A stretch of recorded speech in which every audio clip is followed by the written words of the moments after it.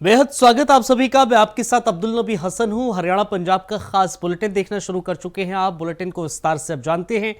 Operation सिंदूर को लेकर राहुल गांधी ने प्रधानमंत्री नरेंद्र मोदी पर विवादित बयान दिया, जिसको पाकिस्तान की मीडिया खूब चला रही है। इस पर एक पोस्टर भी वायरल हो रहा है। ट्रंप कहते हैं मोदी जी क्या कर रहे हो, राहुल गांधी इशारे में कहते हैं नरेंद्र सरेंडर, जिस पर अनिल विज ने कहा है राहुल गांधी ने भारत की तीनों सेनाओं और भारत का अपमान किया है। इसके लिए राहुल गांधी को पूरे देश से माफी मांगना चाहिए। इसके साथ ही उन्होंने कर्नाटक की सरकार पर भी आईपीएल की विक्ट्री सेरेमनी पे हुए हादसे पर सरकार की व्यवस्था पर सवाल उठाए हैं। सांसद प्रियंका गांधी के बयान पर भी कैबिनेट मंत्री अनिल विज ने तीखी प्रतिक्रिया दी है। जब कांग्रेस का राज होता था उसी वक्त के आर्थिक डाटा को देख रही है। देश तरक्की कर रहा है। देश मोदी जी के राज में चौथी बड़ी आर्थिक व्यवस्था संसार की बना है। जापान को पछाड़ के बना है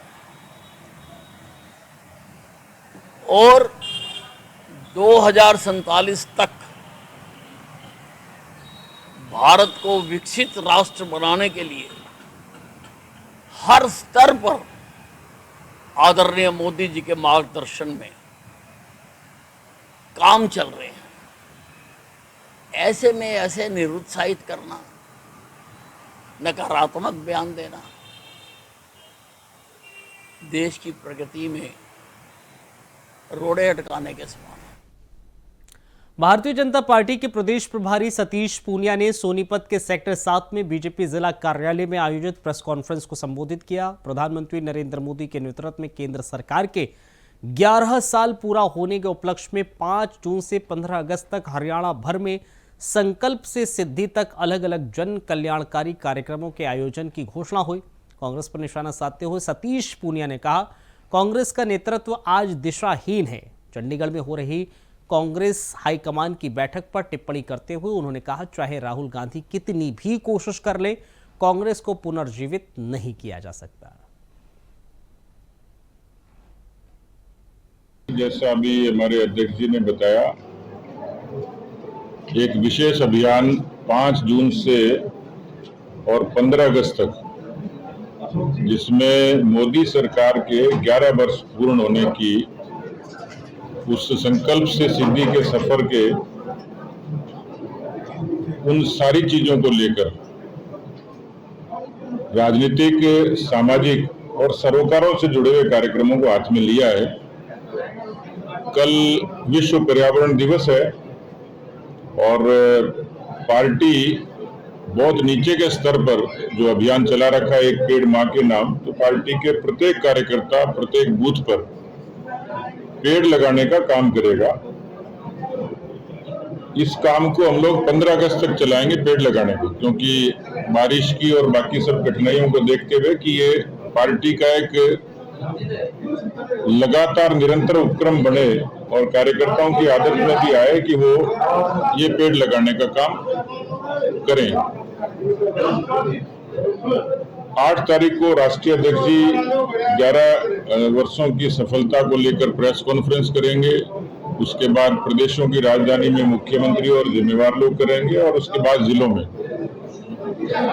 12 से लेकर 14 तक हम लोग जो हमारा शक्ति केंद्र है उसमें सेवा, सुशासन और गरीब कल्याण, इसको लेकर संकल्प से सिद्धि के सफर के बारे में सभाएं करेंगे।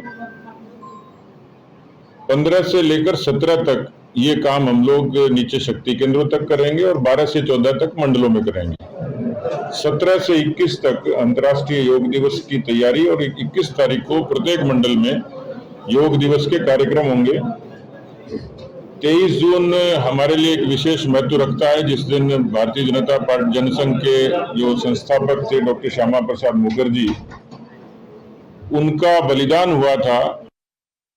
भारतीय जनता पार्टी के जो संकल्प से सिद्धि की 11 वर्षों की जो गरीब कल्याण की योजनाएं जो विकसित भारत का संकल्प देश के प्रधानमंत्री नरेंद्र मोदी जी के साथ देश की जनता ने लिया है, उन सब विषयों को लेके हम जनता के बीच में जाएंगे। और जिस प्रकार से ऑपरेशन सिंदूर हमारी तीनों सेनाओं ने जिस कूटनीति के साथ, जिस साहस के साथ और जिस प्रकार की नई तकनीक, नई टेक्नोलॉजी के आतंकवाद के खिलाफ इस लड़ाई में पाकिस्तान की सेना के द्वारा किए गए हमलों का सटीक जवाब दिया और आकाश में ही नेस्तनाबूद करने का काम किया। ये विश्व के इतिहास में पहली लड़ाई है जो जमीनी स्तर पर ना होकर आकाश में लड़ी गई और उसका भारतीय सेना ने बहुत अच्छे से आतंकवाद की कमर को तोड़ने का काम किया है। मैं भारतीय सेना के इस पराक्रम को, इस शौर्य को सलाम करता हूं, उनको बधाई देता हूं। और देश के प्रधानमंत्री नरेंद्र मोदी ने जिस प्रकार का निर्णय लिया, आज प्रधानमंत्री जी के निर्णय के साथ पूरा देश खड़ा है, पूरी दुनिया के देश आज भारत के पक्ष में है। खबर अमृतसर से है, जहां पर जांडियाला गुरु विधानसभा क्षेत्र में आए दिन गोलीबारी की घटनाएं सामने आ रही हैं, जिसके चलते पहले भी जांडियाला गुरु विधानसभा क्षेत्र के पार्षद जो अकाली दल से थे, उनकी गोली मारकर हत्या कर दी गई थी। जांडियाला गुरु हलके में लगातार हर दिन गोलीबारी की घटनाएं हो रही हैं। यह हल्का जांडियाला गुरु कैबिनेट मंत्री हरभजन सिंह एटीओ का इलाका है, जहां उनका निवास भी है। कैबिनेट मंत्री का इलाका होने के बावजूद यहां पर गोलीबारी की घटनाएं सामने आती रही हैं। दिन दहाड़े एक किराना दुकान पर भी गोली चलाने का मामला सामने आया है। दरअसल इस दुकानदार को पहले भी धमकियां मिल रही थी, जिसके चलते उसने पुलिस अधिकारियों को सूचित भी किया था, लेकिन पुलिस की ओर से कोई भी सुरक्षा की तैनाती नहीं गई, जिसके चलते फिर 3 अज्ञात युवकों ने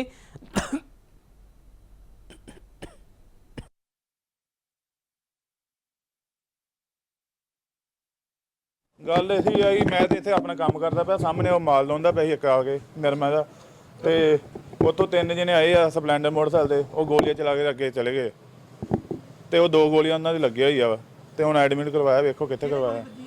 ਬੰਦਾ ਉੱਥੇ ਨਿਰਮਾ ਲਾਉਣ ਆਇਆ ਹੋਏ ਸਾਬਣ। ਕੀ ਨਾਮ ਸੀ ਉਹਨਾਂ ਦਾ? ਪਤਾ ਨਹੀਂ ਜੀ ਆਪਾਂ ਨੂੰ। ਨਹੀਂ ਜਿਹੜੇ ਗੋਲੀ ਵੱਜੀ ਆ ਪਤਾ ਨਹੀਂ ਤੁਹਾਨੂੰ ਆਖਿਆ ਜੀ, ਉਹ ਪਹਿਲੀ ਵਾਰੀ ਆਇਆ ਹੋਇਆ ਆਪਣੇ।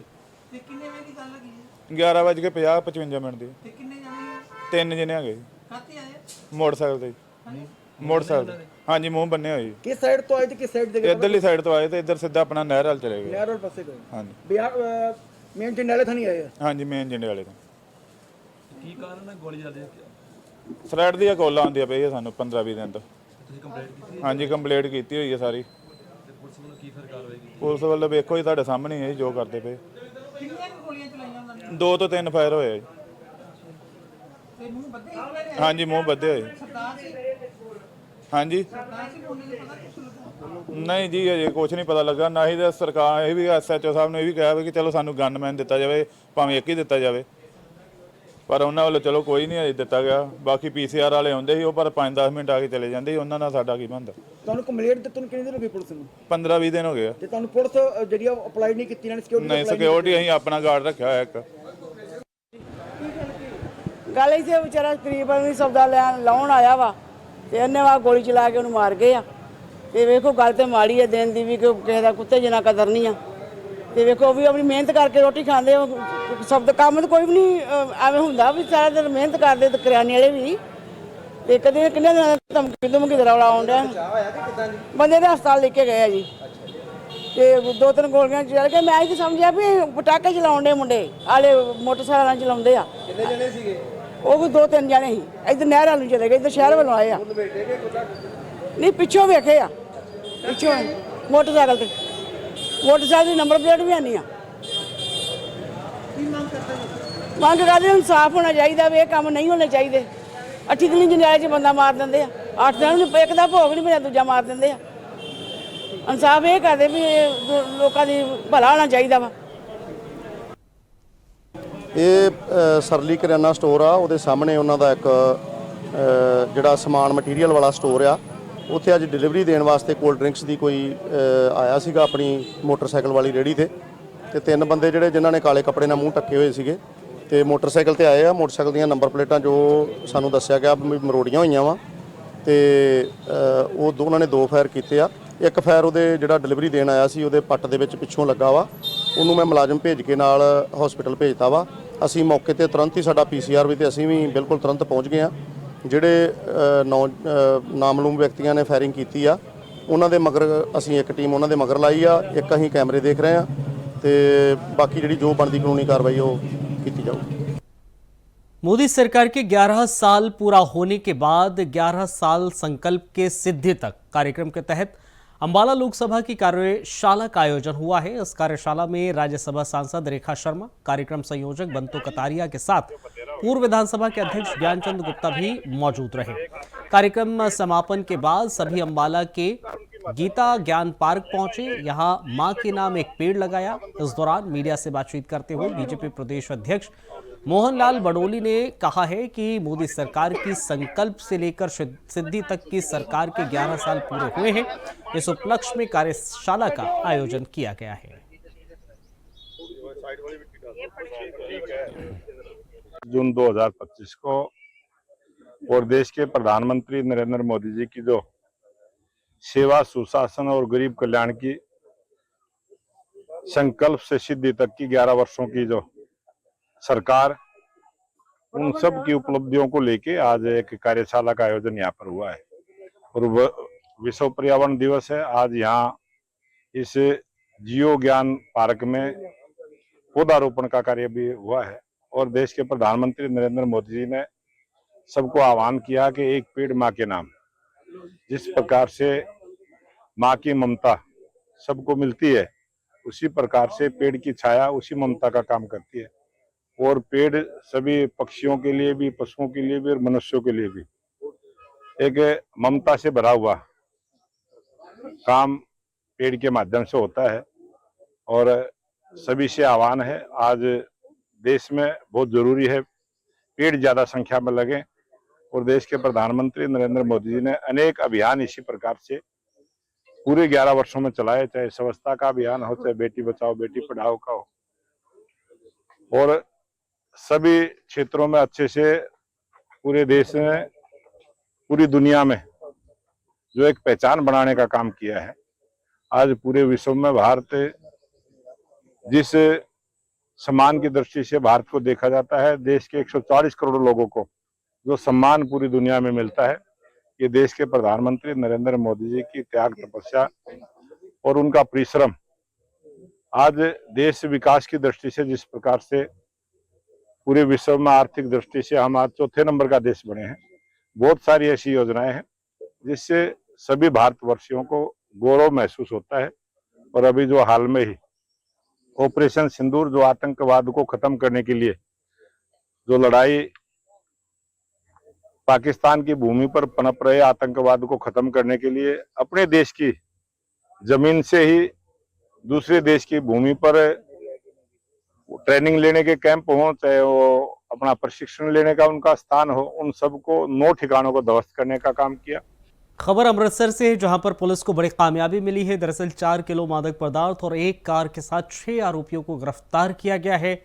गिरफ्तार किए गए आरोपियों में से एक महिला भी शामिल है। दरअसल काफी लंबे समय से आरोपी नशे की तस्करी कर रहे थे और अब अमृतसर पुलिस को यह बड़ी कामयाबी हासिल हुई है। 4 किलो मादक पदार्थ के साथ 6 नशा तस्करों को अमृतसर की पुलिस ने गिरफ्तार किया है। आगे की कार्रवाई अब की जा रही है।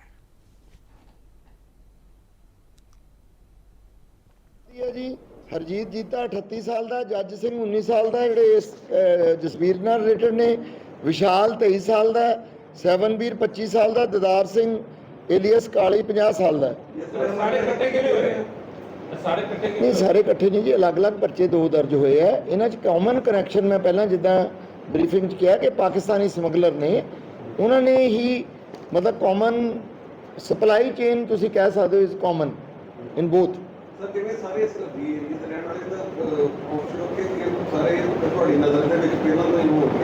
क्योंकि सारे पाकिस्तान ਤੋਂ ਮੰਗਵਾ ਰਹੇ ਕਿ ਕਦੀ ਨਵੇਂ ਸਿਰ ਤੋਂ ਫਿਰ ਛੁੱਟੀਆਂ ਭਾਈਆਂ ਲੱਗੀਆਂ, ਨਵੇਂ ਸਿਰ ਤੋਂ ਫਿਰ ਜਿਹੜਾ ਯੁੱਧ ਨਸ਼ੇ ਦੇ ਤੋਂ ਤੁਸੀਂ ਚਲਾ ਰਹੇ ਹੋ ਇਸ ਦੇ ਵਿੱਚ ਨਵੇਂ ਸਿਰ ਤੋਂ ਫਿਰ ਇਹਨਾਂ ਦੀ ਨਜ਼ਰ ਰੱਖੀ ਜਾ ਰਹੀ ਹੈ ਜਾਂ ਜਿਹੜੇ ਕੋਈ ਬੇਲ ਆਊਟ ਵੀ ਹੁੰਦੇ ਨੇ? ਦੇਖੋ ਇੰਟੈਲੀਜੈਂਸ ਬੇਸਡ ਆਪਰੇਸ਼ਨ ਸਾਡੇ ਚੱਲਦੇ ਰਹਿੰਦੇ, ਪਰ ਲਿਸਟ ਦੀ ਜਿਹੜੀ ਹੈ ਰਿਵਿਊ ਉਹ ਡੈਫੀਨਿਟਲੀ ਸਾਰੇ ਪੰਜਾਬ 'ਚ ਸਾਡੇ ਮਾਨਯੋਗ ਡੀਜੀ ਸਾਹਿਬ ਦੇ ਦਿਸ਼ਾ ਨਿਰਦੇਸ਼ ਤੇ ਚੱਲ ਹੀ ਰਿਹਾ ਹੈ, ਕਿਉਂਕਿ ਜ਼ਿਆਦਾਤਰ ਬਾਹਰਲੇ ਡਿਸਟ੍ਰਿਕਟ ਦੇ ਨੇ, ਤਰਨਤਾਰਨ ਜਾਂ ਹੋਰ, तो ਨੈਚੁਰਲੀ ਉਹ ਡਿਸਟ੍ਰਿਕਟ ਵੀ ਆਪਣੀ ਲਿਸਟ ਜਿਹੜੀ ਹੈ ਬਾਰਡਰ ਦੇ ਉੱਤੇ ਜਿਹੜੇ ਕੋਰੀਅਰਸ ਐਂਡ ਸਮਗਲਰਸ ਉਹ ਰਿਵਿਊ ਕਰਦੇ ਰਹਿੰਦੇ हैं।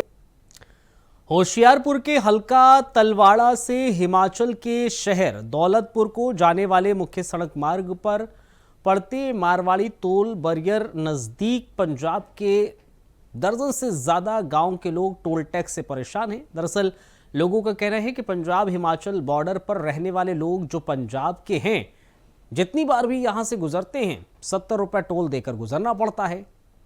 तो ऐसे में पंजाब हिमाचल सीमा का आखिरी गांव भटोली है, जो हिमाचल टोल बैरियर से महज 10 से 20 मीटर की दूरी पर है। उन्हें भी अगर किसी काम के लिए हिमाचल जाना पड़ता है तो उन्हें भी 70 रुपये कार का टोल देना पड़ता है। लोगों का ये कहना है कि हिमाचल बॉर्डर पर रहने वाले लोगों को बाजार जाने के लिए हिमाचल का दौलतपुर शहर 3 किलोमीटर पड़ता है, अगर तलवाड़ा जाना पड़े तो वो 20 किलोमीटर है। इसलिए पंजाब के दर्जनों गांव यहाँ के जो लोग हैं वो हिमाचल आते हैं, लेकिन जब उनको टोल देना पड़ता है उससे परेशानी हो रही, इसलिए उन्होंने प्रोटेस्ट किया है।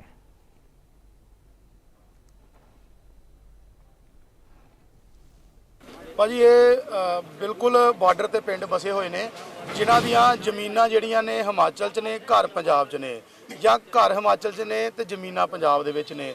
ਉਹਨਾਂ ਨੂੰ ਕੀ ਹੈ ਵੀ ਜਦੋਂ ਆਪਣੇ ਛੋਟੇ-ਮੋਟੇ ਕੰਮਾਂ ਦੇ ਲਈ ਬਾਰਡਰ ਕ੍ਰੋਸ ਕਰਨਾ ਪੈਂਦਾ ਤੇ ਉਹਨਾਂ ਨੂੰ ਛੋਟੀਆਂ ਗੱਡੀਆਂ ਦੀ 70 ਰੁਪਏ ਦੀ ਪਰਚੀ ਤੇ ਵੱਡੀਆਂ ਗੱਡੀਆਂ ਦੀ 110 ਰੁਪਏ ਪਰਚੀ ਜਿਹੜੀ ਆ ਕਟਾਣੀ ਪੈਂਦੀ ਹੈ। ਸਾਡਾ ਇਲਾਕਾ ਪਹਾੜੀ ਇਲਾਕਾ, ਬਹੁਤ ਗਰੀਬ ਇਲਾਕਾ ਹੈ, ਲੋਕਾਂ ਨੂੰ ਉਹ ਸੂਈ ਦੀ ਤਰ੍ਹਾਂ ਚੁੱਭਦਾ 70 ਰੁਪਏ, ਕਿਉਂਕਿ ਗੱਡੀ ਲੈਣ ਵੇਲੇ ਵੀ ਟੈਕਸ ਦਈਏ, ਰੋਡ ਤੇ ਚੱਲਣ ਤੇ ਵੀ ਟੈਕਸ ਦਈਏ, ਸਟੇਟ ਨੂੰ ਕ੍ਰੋਸ ਕਰੀਏ ਤਾਂ ਵੀ ਟੈਕਸ ਦਈਏ, ਤਾਂ ਜਿਹੜਾ ਸਰਕਾਰਾਂ ਦੇ GST ਦੇ ਫੰਡੇ, ਵੈਟ ਦੇ ਫੰਡੇ ਹੈ, ਉਹ ਕਿਤੇ ਨਾ ਕਿਤੇ ਸਾਨੂੰ ਲਾਗੂ ਹੁੰਦੇ ਨਹੀਂ ਦਿਖਾਈ ਦੇ ਰਹੇ। ਇਸ ਕਰਕੇ ਲੋਕਾਂ ਦੀ ਬੜੀ ਵੱਡੀ ਮੰਗ ਹੈ ਕਿ ਸਾਨੂੰ ਲੋਕਲ ਏਰੀਆ ਦੇ ਵਿੱਚ 2-4 ਕਿਲੋਮੀਟਰ ਦੇ ਵਿੱਚ ਛੂਟ ਦਿੱਤੀ ਜਾਵੇ। ਦੂਸਰਾ ਲੋਕਾਂ ਦਾ ਇਹ ਵੀ ਕਹਿਣਾ ਹੈ ਕਿ ਜਦੋਂ ਪੰਜਾਬ ਦੇ ਲੋਕ ਹਿਮਾਚਲ 'ਚ ਐਂਟਰ ਕਰਦੇ ਆ ਤੇ ਉਹਨਾਂ ਨੂੰ ਇਸ ਗੱਲ ਦੀ ਪਰਚੀ ਕਟਾਣੀ ਪੈਂਦੀ ਹੈ। ਜਿਹੜਾ ਹਿਮਾਚਲ ਹੈ ਉਹ ਭਾਰਤ ਦੇਸ਼ ਦਾ ਹਿੱਸਾ ਨਹੀਂ ਹੈ। ਲੋਕਾਂ ਦਾ ਇਹ ਸੋਚਣਾ ਜਾਂ ਮੰਨਣਾ ਜਾਂ ਲੋਕ ਸਵਾਲ ਪੁੱਛਦੇ ਆ। ਜਦੋਂ ਹਿਮਾਚਲ ਦੇ ਲੋਕਾਂ ਨੇ ਆਉਣਾ ਹੈ ਤੇ ਉਹ ਦਰਬਾਰ ਸਾਹਿਬ ਤੱਕ ਬਿਨਾਂ ਕਿਸੇ ਪਰਚੀ ਤੋਂ, ਬਿਨਾਂ ਕਿਸੇ ਚੀਜ਼ ਤੋਂ ਘੁੰਮ ਕੇ ਚਲੇ ਜਾਂਦੇ ਆ। ਤੇ ਪੰਜਾਬ ਕੋਈ ਧਰਮਸ਼ਾਲਾ ਨਹੀਂ ਹੈ। ਜਾਂ ਤਾਂ ਸਾਰਿਆਂ ਨਾਲ ਇੱਕੋ ਜਿਹਾ ਵਿਵਹਾਰ ਕੀਤਾ ਜਾਵੇ ਵੀ ਜਿਹੜੇ ਲੋਕਲ ਏਰੀਆ ਜਿਨ੍ਹਾਂ ਨੂੰ ਡੇਲੀ ਜਾਣਾ ਪੈਂਦਾ, ਜਿਹੜਾ ਕੋਈ ਗੁਰਦਾਸਪੁਰ ਤੋਂ ਆਉਂਦਾ, ਮੁਕੇਰੀਆਂ ਤੋਂ ਆਉਂਦਾ, ਦਸੂਹੇ ਤੋਂ ਆਉਂਦਾ, ਉਹ ਇਸ ਗੱਲ ਦੀ ਇਤਰਾਜ਼ ਨਹੀਂ ਕਰਦੇ। ਅੱਜ ਇਹ ਧਰਨਾ ਹਿਮਾਚਲ ਔਰ ਪੰਜਾਬ ਦੇ ਬਾਰਡਰ ਦਾ ਹੈ।